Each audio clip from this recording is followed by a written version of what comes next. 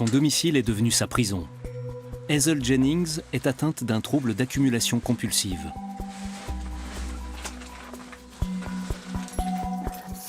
C'est un vrai capharnaüm. J'ai honte. Comment peut-on vivre là-dedans? En Grande-Bretagne, ils sont des centaines de milliers à souffrir de cette maladie. Mais Hazel a enfin décidé de se faire aider. Un processus de désencombrement respectueux pour un nouveau départ.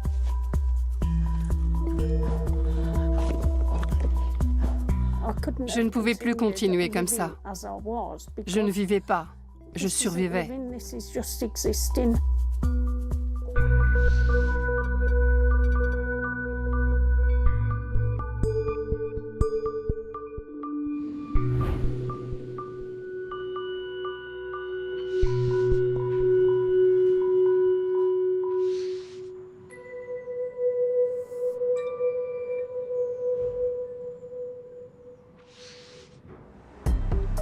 Voilà 3 ans qu'Hazel Jennings a emménagé dans cette résidence médicalisée de Birmingham. Mais depuis plusieurs mois, le personnel ne peut même plus entrer chez elle. Son intérieur est tellement saturé qu'elle dort maintenant dans la chambre d'amis. C'est la raison pour laquelle cette société de nettoyage intervient aujourd'hui. Un grand pas que la septuagénaire ne fait pas totalement de plein gré. Le propriétaire des lieux menace de l'expulser si elle ne met pas de l'ordre chez elle. Heather Matuozzo l'accompagne dans ce processus. Comment ça va? C'est le chaos. Je suis contente de te voir. Moi aussi. Et toi, ça va? Très bien. Alors, c'est le grand ménage? Oui. C'est presque rangé à ce que je vois. Bravo, tu y es presque. Comment tu te sens? Je suis contente. Tu as l'air. Toute sa vie, Hazel a occupé un poste administratif dans la police. Depuis plusieurs dizaines d'années, elle souffre de siligomanie, une maladie qui la pousse à accumuler des objets de manière compulsive et qui l'a progressivement isolée. Je me suis toujours sentie différente. Et j'ai toujours été très solitaire. Là, il faut vraiment que ce soit un nouveau départ. Si Hazel est venue s'installer volontairement dans cette résidence, c'était justement pour se prendre en main. Au début, elle a fait de gros progrès, avant de rechuter. Depuis 15 ans, Heather Matuozzo et son association Clouds End accompagnent les malades comme elle. Ils sont là. Non, pas ça. Pas ça. Vous voulez me prendre ça? Ils ont peur. Ils ne ressentent pas encore les bénéfices de ce tri.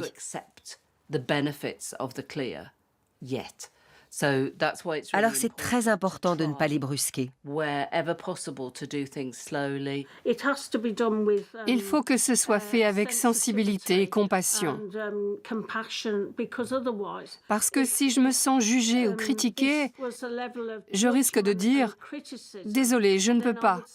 Je vais vous demander de partir. » Si cette pathologie peut être déclenchée par un choc émotionnel, les maladies neurologiques favorisent également son développement. Hazel a dernièrement reçu un diagnostic qui change la donne. On m'a fait passer un test d'autisme et il était positif. J'ai un trouble du spectre de l'autisme. C'est très intéressant. Tu sais combien de personnes dans le groupe que j'accompagne ont eu un diagnostic tardif d'autisme ou de TDAH, voire les deux? Si toutes les deux se réjouissent de ce résultat, c'est parce qu'il va permettre à Hazel de bénéficier de soins adaptés, par exemple d'une thérapie comportementale. Mais d'abord, elle doit remettre de l'ordre chez elle si elle ne veut pas finir à la rue. Financée par des subventions publiques et des dons, l'association a déjà accompagné plus de 600 personnes souffrant du même trouble. Heather se rend aujourd'hui chez Jill, qui vit elle aussi sous une montagne d'objets depuis des années. La situation était telle que le syndicat de copropriété menaçait de lui envoyer une société de désencombrement. In extremis, Heather l'a aidé à faire le tri pour lui éviter cette expérience traumatisante. Maintenant que Jill est plus solide, qu'elle comprend mieux ce qui se passe, On va pouvoir l'aider à mettre en place des stratégies pour ne pas rechuter, pour ne pas se remettre à accumuler.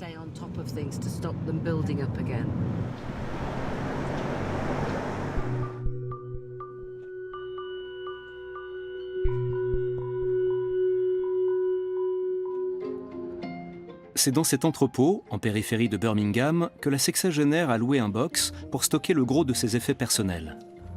Derrière cette porte se cache le contenu de 4 camionnettes. Ça fait du bien de revoir tous ces objets. Ça fait des mois qu'ils sont ici. Maintenant, je sais ce qu'il y a dans ce box. C'est quoi notre objectif aujourd'hui? C'est de faire le tri et d'en jeter le plus possible. Ok. Et pour ça, il faut qu'on trouve un angle d'attaque. Le but, c'est de ne garder qu'un dixième environ de ce qui se trouve dans ce box. Un dixième? Je ne sais pas si je vais pouvoir. Il faut que tu te demandes, est-ce que j'en ai vraiment besoin? Pas, est-ce que j'ai envie de le garder? Tu comprends la différence? Parce que tu as envie de tout garder. Jill, qui n'a jamais eu d'emploi stable, vit des aides sociales. Regarde, je l'adore. Vas-y, essaie-la. J'adore. Et il y a une queue de cheval en plus. Non, mais vu de derrière, c'est vraiment sympa. Tu veux la garder, j'imagine. Oui. Chaque objet est associé à un souvenir. Tout, jusqu'à ce legging jamais porté, a une valeur sentimentale. Tu veux le garder? Je l'ai commandé sur Temu. Je guettais l'arrivée du livreur tous les jours. Heather, qui a elle-même travaillé pour une société de désencombrement, est habituée à voir des lieux de vie complètement saturés. Cela lui rappelle sa propre enfance. J'ai connu ça dans ma famille. Mes tantes étaient atteintes de ce trouble et je leur rendais visite tous les week-ends avec ma sœur. On adorait ça. Aujourd'hui, Heather le sait. Ce qu'elle voyait alors comme un joyeux bazar et un merveilleux terrain de jeu cachait une maladie.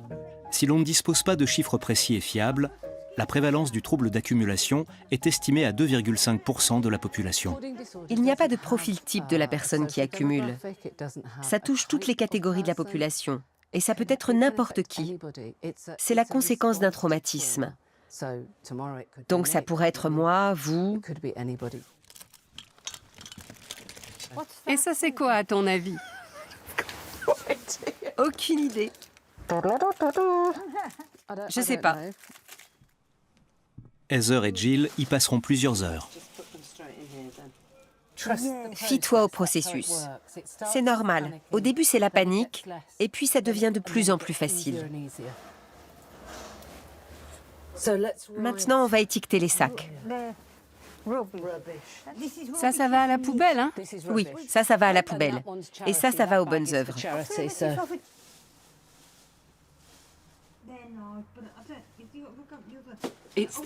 C'est la seule chose qui marche. Si je me montre impatiente ou agacée, elle va se braquer. Pour l'aider, je dois garder mon calme. Je ne dois pas la brusquer. Mais je fais ça depuis si longtemps que c'est devenu une seconde nature pour moi. Nécessité fait loi. Aujourd'hui, Jill n'a plus les moyens de payer le loyer de son box. Ça fait 4 sacs d'objets à jeter, 2 sacs d'objets à recycler et 3 sacs de vêtements que tu as décidé de donner. Oui, parce qu'il y a beaucoup de vêtements. Il va falloir faire le tri. L'objectif, vider ce box, paraît encore bien loin.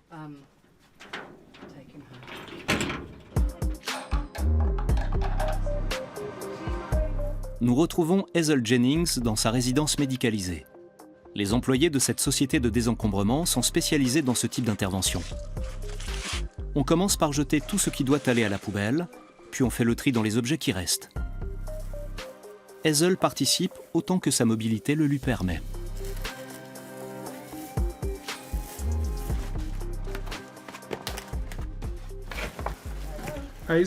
Hazel, qu'est-ce qu'on fait de la chaise sur laquelle le téléviseur est posé? On la garde? Oui, s'il vous plaît. Outre ses conséquences pratiques évidentes, l'accumulation compulsive pose un problème de sécurité. Chaque année, les pompiers de Birmingham interviennent dans des dizaines d'appartements encombrés. Hazel est bien consciente du danger.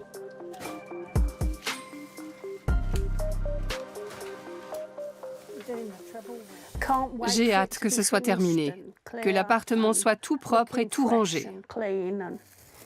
Ensuite, je pourrai en faire un vrai lieu de vie, un lieu où je me sentirai chez moi. Ce ne sera peut-être pas du goût de tout le monde, mais ce sera à mon image. L'intervention durera 2 jours. Peu à peu, le plancher et les murs refont surface. Une première étape vers la guérison pour Hazel.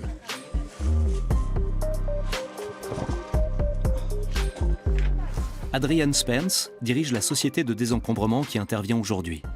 Pour ce fonctionnaire, il s'agit d'une activité secondaire, certes peu rémunératrice, mais très porteuse. Ça fait seulement une dizaine d'années que l'accumulation compulsive est reconnue comme un trouble au Royaume-Uni. Depuis, des initiatives ont été mises en place par la ville et on découvre de plus en plus de cas. Je pense que ce n'est que la partie émergée de l'iceberg. C'est un problème qui a pris une véritable ampleur. L'intervention chez Hazel a été un succès. Elle ne sera pas expulsée, mais le risque de rechute demeure élevé.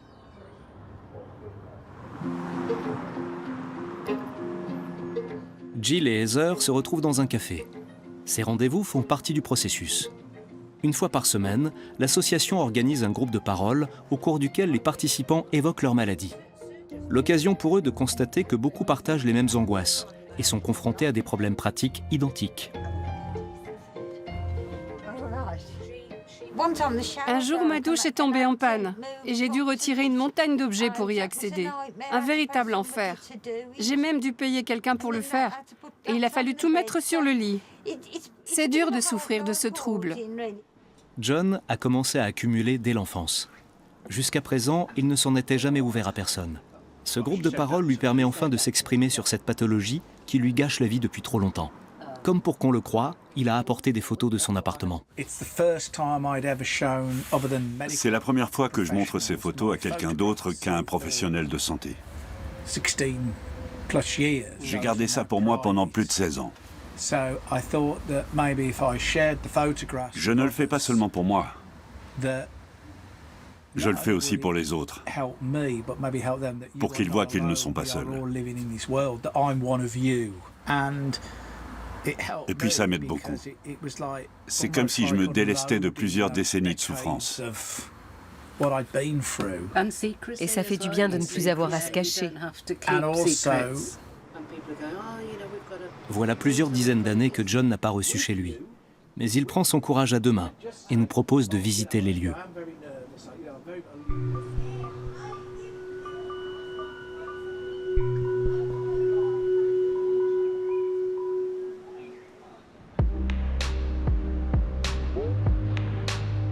John vit dans un quartier pavillonnaire, comme ses parents et ses grands-parents avant lui.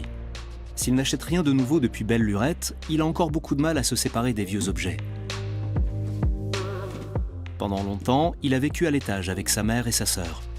Après leur décès, il a conservé la majeure partie de leurs affaires. En nous laissant filmer son intérieur, John se fait violence, car personne n'est autorisé à entrer chez lui. La peur de raviver de vieilles blessures est trop forte. Ça fait au moins 10 ans que personne n'est entré dans cette pièce. Je ne veux pas qu'on touche à quoi que ce soit. C'est un peu comme si c'était resté figé dans le temps. La mère de John souffrait elle-même de thésaurisation pathologique. Il a donc grandi avec l'idée que ce comportement était normal. Voilà. C'est à ça que ressemblait la maison quand ma mère et ma sœur étaient vivantes. On pouvait à peine circuler d'une pièce à l'autre. John, lui, ne se contente pas d'accumuler. Il est également obsédé par l'ordre et la propreté. Pour lui, ces 2 choses ne sont pas incompatibles. Ça fait 15 ans que cette chemise est sur ce cintre, dans cette même position. Mais si vous regardez bien, elle est immaculée. John se souvient avoir grandi dans une maison pleine à craquer. Vue de l'extérieur, la famille paraissait normale.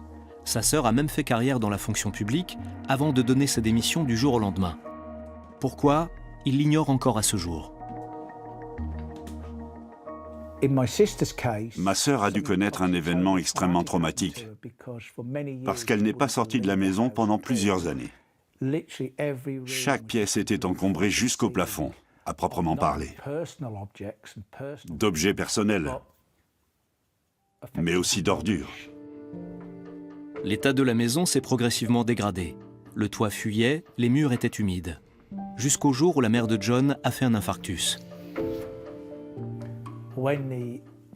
Quand les ambulanciers sont arrivés, ils n'ont pas pu entrer parce que c'était trop dangereux. Ma mère était en train d'agoniser dans sa chambre et elle est littéralement morte dans mes bras, dans les escaliers. Parce que les secouristes ne pouvaient pas monter. John se sent alors le devoir de protéger sa grande sœur. Il craint que les services sociaux n'interviennent s'ils sont informés des circonstances. Mais sa sœur refuse toute aide extérieure. 4 ans plus tard, elle aussi décède. Ça a eu de grandes répercussions sur ma santé mentale. Quand ma sœur est décédée, je me suis dit, qu'est-ce que je vais faire maintenant? J'avais l'impression d'être en chute libre, de sombrer. J'étais comme dans une pièce de Shakespeare. Je vivais une tragédie, mais je ne pouvais pas l'arrêter. John, lui, décide d'entamer une thérapie. Des aides publiques lui permettent de financer l'assainissement et le désencombrement de la maison. Mais il a encore beaucoup de mal à se séparer de ces objets. Les enfants ont souvent un doudou qu'ils emmènent partout où ils vont, qui les rassure. Eh bien, tous ces objets accumulés, c'est la même chose. Quand vous rentrez chez vous, vous retrouvez en quelque sorte votre doudou. John est réfractaire au changement, mais il a trouvé un certain équilibre. Dans une bibliothèque de la périphérie de Birmingham, Clouds End propose un atelier qui rassemble des personnes atteintes de silogomanie et des spécialistes. Les syndicats de copropriété, en particulier, cherchent à savoir comment se comporter face à cette pathologie. La plupart du temps, l'accumulation compulsive est la conséquence de problèmes psychiques profonds. Elle est souvent associée à un état d'angoisse ainsi qu'à un grand isolement social. Les personnes avec lesquelles je travaille sont toujours en état de stress. La seule chose qui les apaise de manière temporaire, c'est d'acheter quelque chose de nouveau. Et ça devient une drogue. Un cercle vicieux qu'il est difficile de briser. Mais certains, comme Sue, y arrivent.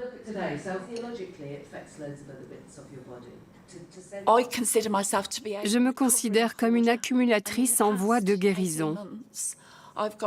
Ma maison de 4 pièces était pleine à craquer. Et je l'ai vidée, rénovée, mise en vente et vendue en l'espace de 18 mois. Je déménage la semaine prochaine. Heather œuvre également pour faire avancer la recherche dans le domaine. Je vous présente Sam, qui fait une thèse. Bonjour Sam, assieds-toi. On était en train de discuter des groupes de parole.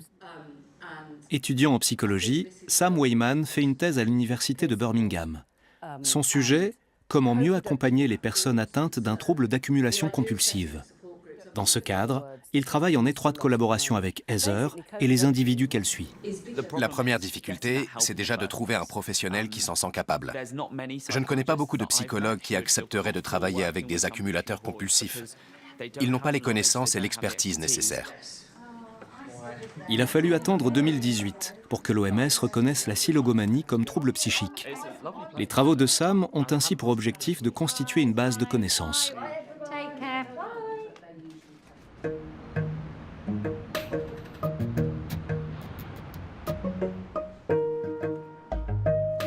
Heather a de nouveaux rendez-vous avec Jill.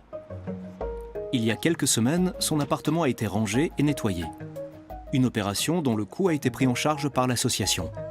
Aujourd'hui, toutes deux se retrouvent pour faire le tri dans ce qui reste.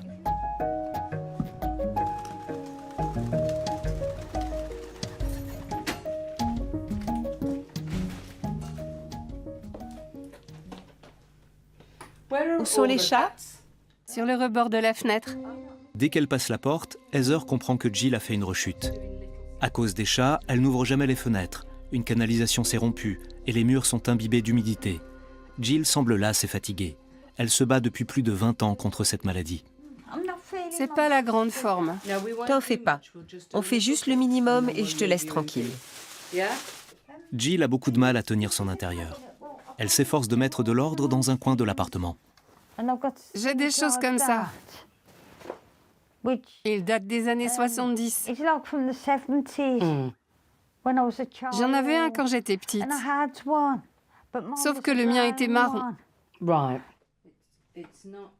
Une fois par semaine, elle reçoit la visite d'un assistant social. Mais cela ne suffit pas.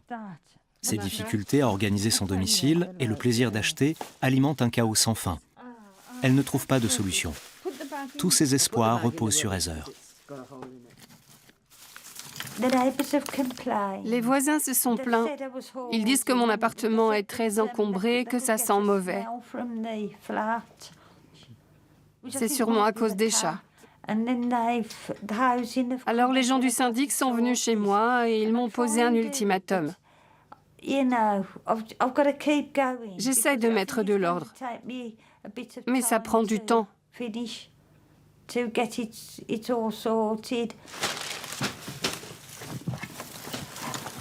Oh, ça j'y tiens beaucoup. Je l'ai fait pour ma fille quand elle avait 11 ans.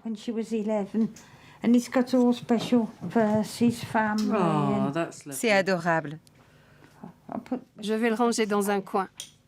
Je ne voudrais pas que les chats le renversent. Peu après l'accouchement, la fille de Jill a été donnée à l'adoption contre le gré de sa mère. Du point de vue des services sociaux, son trouble représentait un danger pour l'enfant. Aujourd'hui, c'est une jeune femme de 20 ans et toutes deux entretiennent une correspondance anonyme. Heather m'aide beaucoup. Là, on fait le tri entre ce qu'il faut jeter et ce que je peux garder. Elle me dit qu'il faut que je prenne un box de stockage. Le propriétaire a annoncé sa visite. Si Jill n'a pas avancé d'ici là, elle risque d'être expulsée.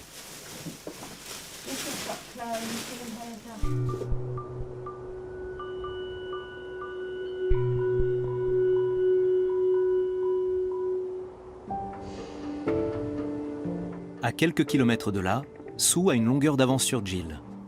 Voilà 5 ans qu'elle fréquente le groupe de parole d'Heather et environ 18 mois qu'elle a entamé un véritable travail de désencombrement. Aujourd'hui, elle s'apprête à quitter la maison dans laquelle elle a passé 24 années et élevé ses 2 enfants, entre 2 montagnes d'objets. Une étape qu'elle voit comme un nouveau départ.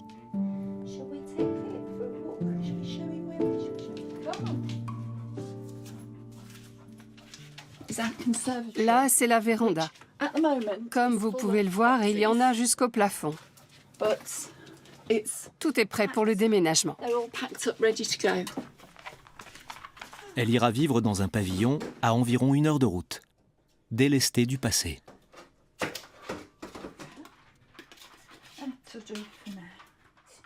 Tu as faim?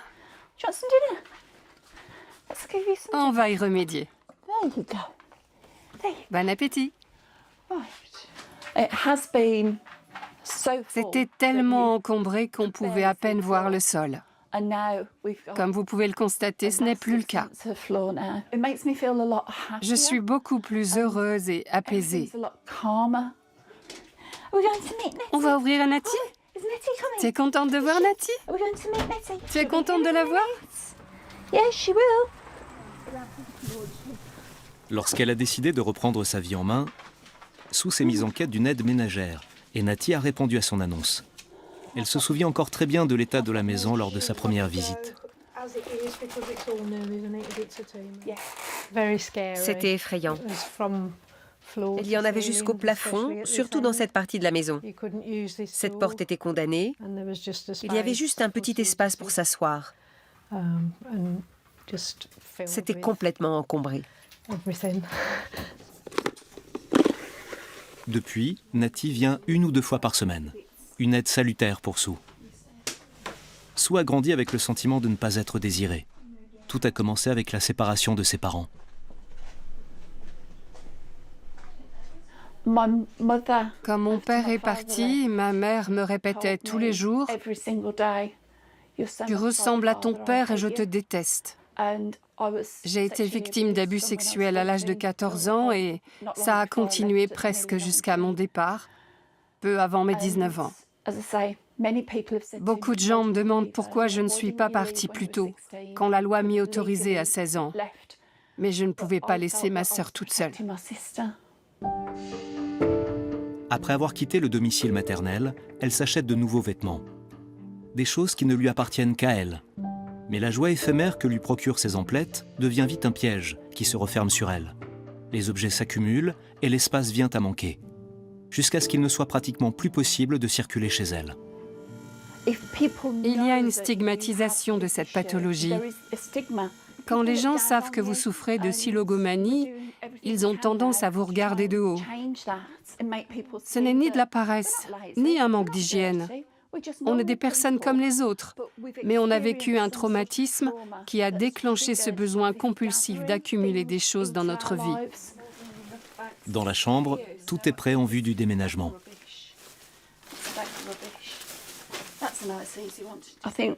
Quand vous mettez de l'ordre chez vous, vous mettez de l'ordre dans votre tête. Vous savez que vous allez avoir une vie plus confortable, plus apaisée. Natty ne travaillera pas au nouveau domicile de Sue, trop éloigné du sien. Mais toutes deux comptent bien rester amies.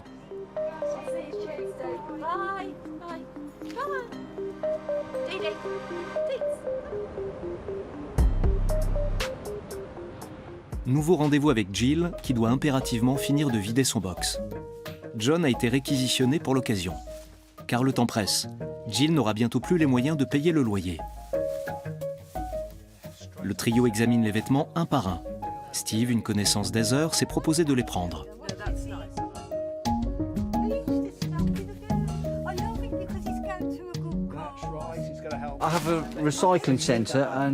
J'ai un centre de recyclage qui les redistribue dans le voisinage.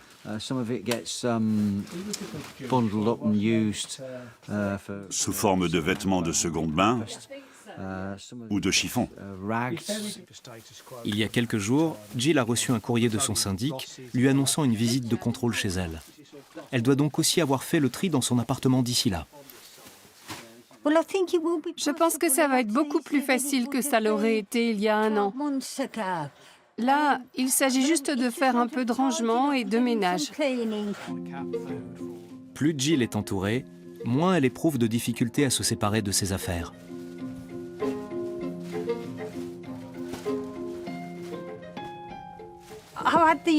Ça fait des mois que j'ai ce box, mais je n'arrivais pas à venir seule. Leur présence m'a permis d'avancer. Steve repart avec une camionnette remplie de vieux vêtements. Quelques semaines plus tard, la petite brigade apprend qu'elle n'a pas œuvré pour rien. Jill ne sera pas expulsée de son appartement. Pour beaucoup, grâce à l'aide d'Heather. Je pense que si on se montrait plus compréhensif, si on avait plus d'empathie pour les personnes qui accumulent, elles seraient beaucoup plus heureuses. Elles arriveraient plus facilement à faire la paix avec elles-mêmes.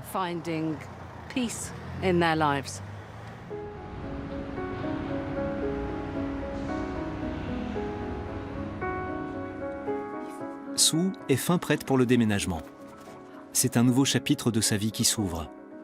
Un chapitre où le chaos et la honte laissent place à l'espace, l'ordre et une nouvelle confiance en l'avenir. Le processus a été long. Ça fait 5 ans et demi que je connais Heather. Mais on y est arrivé.